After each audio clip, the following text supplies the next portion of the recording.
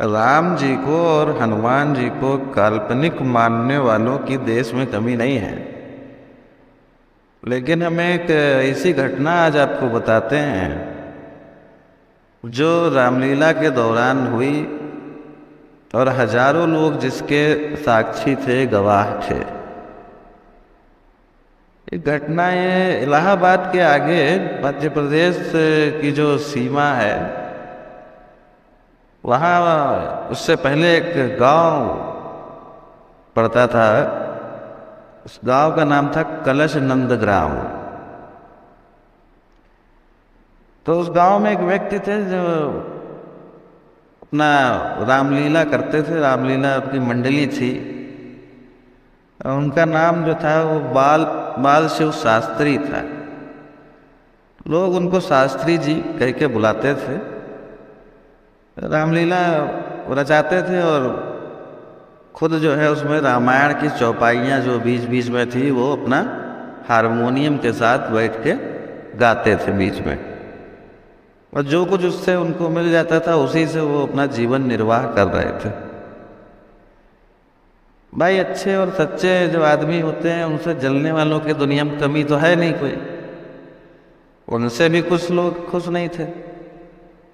वे बेचारे सीधे साधे आदमी थे। अपना ज़्यादातर समय हनुमान जी की पूजा पाठ आदि में ही निकालते थे। अब उनकी रामलीला मंडली में एक चंदर नाम का आदमी था जो थोड़ा नशा टाइप का करता था, नशेड़ी था।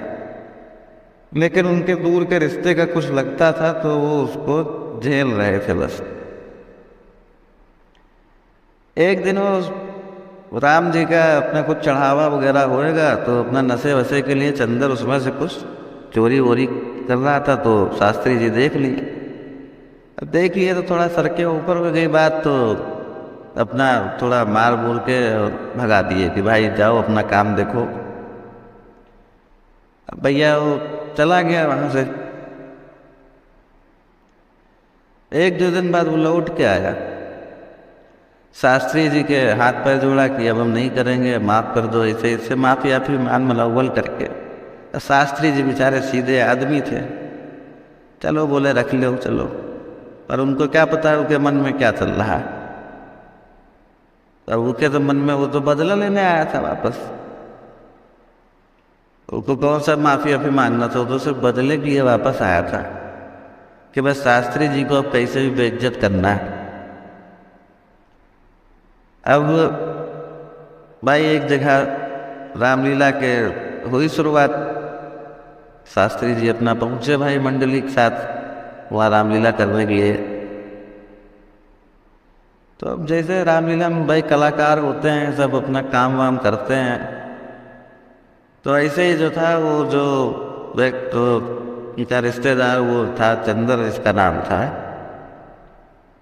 वो अपना उसको काम देते थे कि भाई जैसे अब धनुष भंग का काम है तो वो धनुष तैयार करने का, और नागपाश का, जो मतलब यही सारे काम वो जो थे तो दे दिया करते थे कि भाई ये तैयारी तुमको करनी है। तो उस दिन जो था, जो उस सीन के जो वहाँ पे रामलीला में जो फिल्म को करना था, वो हनुमान जी को पहाड़ जो था वो उखाड़ने का और उसको उठाने का, वो सीन का अपना तैयारी वगैरह करनी थी। तो ये सब ये एक दिन पहले अपना वो कर बनने थे। अब शास्त्री जी उनको दे दिए कि भाई अपना जाओ पहाड़ वहाड़ अपना बना के तैयार करो। तो वो अपना पहाड़ वहाड़ अपना गत्ते का और रुई जो होता है अपना रुई से अपना बना के एक नकली पहाड़ की भाई काम उठा ले, और एक आदमी पीछे से टांगता था उसको। तो ऐसे ही अपना चल रहा था उनका। अब भैया उनका वो रिश्तेदार चंदर था, उसको तो भाई मौका लग गया अपना बदला लेने का। कहा इनको भरी जनता के बीच में हम जो है अब बेइज्जत करेंगे तो लोग हंसेंगे इनके ऊपर, हम ऐसा काम करेंगे। तो क्या किया कि रात को अपना 2-4 आदमियों को इकट्ठा करके अपने टाइप के, और बड़ा सा पत्थर लाके बीच में छिपा के और उसको गत्ते से और रुई से ढक ढुका के बना दिया कि इसको अब भाई बड़ा सा पत्थर वो आम आदमी से तो, यार आम कलाकार जो करते हैं काम, उनसे तो उठने से रहा, तो अपना ला के वो छुपा के अपना बना बनू के वहां रख दिया कि कल इसको जो है हनुमान जी उठाएंगे। बोले ठीक। अब वो अपना काम करके अपना भैया वो तो लग गया नशे वसे में, अपने निकल लिया नशे वसे कर। इधर शुरू हुआ भाई अगले दिन उनका कार्यक्रम रामलीला का। शास्त्री जी जो थे अपना बैठ गए आसन पे, चौपाइयाँ उनकी रामायण की शुरू हो गई। अब इधर हनुमान जी का जो दृश्य था पर्वत उठाने का, वो शुरू होने वाला था। इतने में किसी ने आके जो है शास्त्री जी को बताया कि आपका जो नशेड़ी वो रिश्तेदार वो चंदर है, वो वहाँ नशा करके दारू वारू पी के पड़ा है और बड़बड़ा रहा था कि आज शास्त्री जी जो हैं मैं उनको आज बर्बाद कर दूंगा, और मैंने ऐसा जो है आज पहाड़ रखा है कि जो हनुमान उठा ही न पाएंगे। अब भाई वहाँ पर पब्लिक जमा थी, आसन बिछ चुका था, सब कुछ तैयार था, अब सबके सामने करें तो करें क्या। चौपाइयाँ तो वो गा ही रहे थे, पूरा सीन चल रहा था।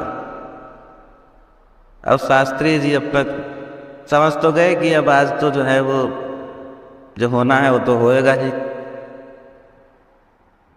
मगर उनको अपनी बेइज्जती की, अपनी इज्जत की परवाह नहीं थी। वो सोच रहे थे कि अब भाई लोग कई तरीके की बातें करते ही हैं कि अब हनुमान जी भाई सबके सामने दिखाया जाएगा पर्वत और वो उठा नहीं पाएंगे, तो बड़ी जगहसाई टाइप की उनको ये लग रहा था कि बड़ी जगहसाई हो जाएगी। उनको अपना नहीं, उनको हनुमान जी का लग रहा था कि हनुमान जी की जगहसाई हो जाएगी। अरे भाई इतना तो है कि कलाकार है वो तो उठाना है, कैसे उठाएगा।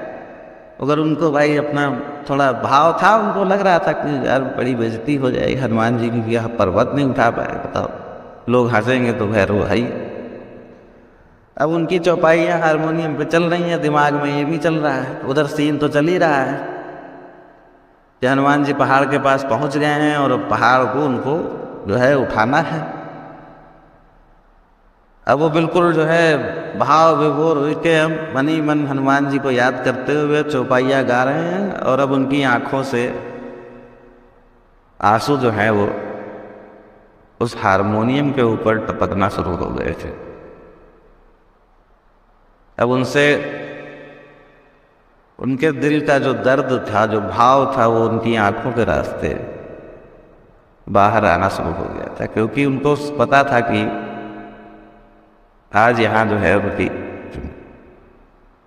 और बड़ी बेइज्जती और ये सब होने वाला है। तो उनके जो भाव थे वो आंखों के रास्ते अब बहना शुरू हो गए थे,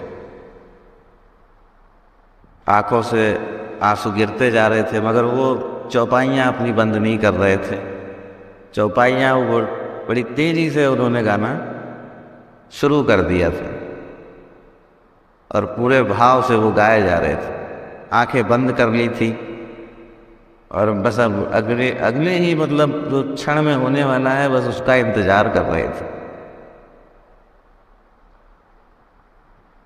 इतने में वहां पर अचानक से बड़ी तेज हवा सी चलने लगी, हल्की आंधी टाइप की आई और बड़ी तेज की बिजली सी कड़की,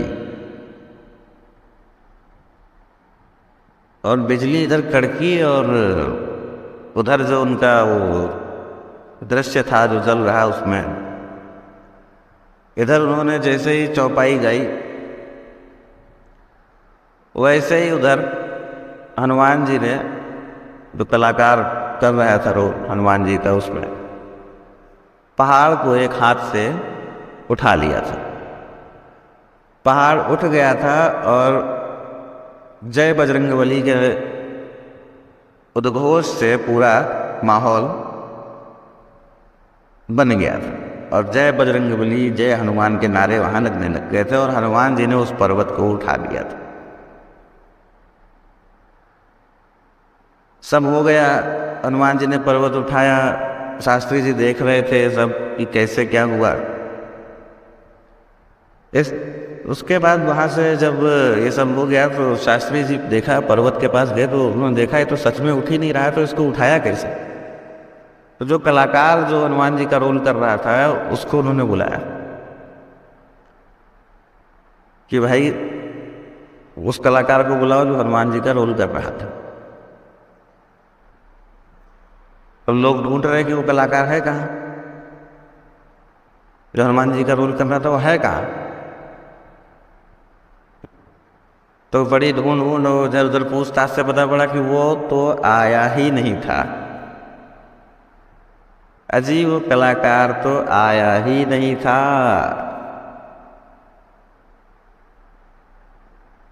तो जो कलाकार आया ही नहीं था तो ये पर्वत उठाया किसने, ये पहाड़ उठाया किसने।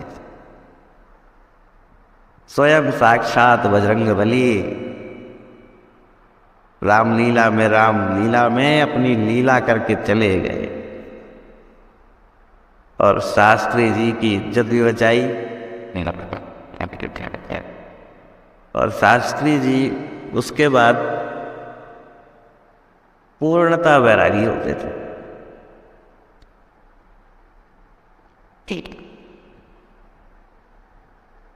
और हनुमान जी के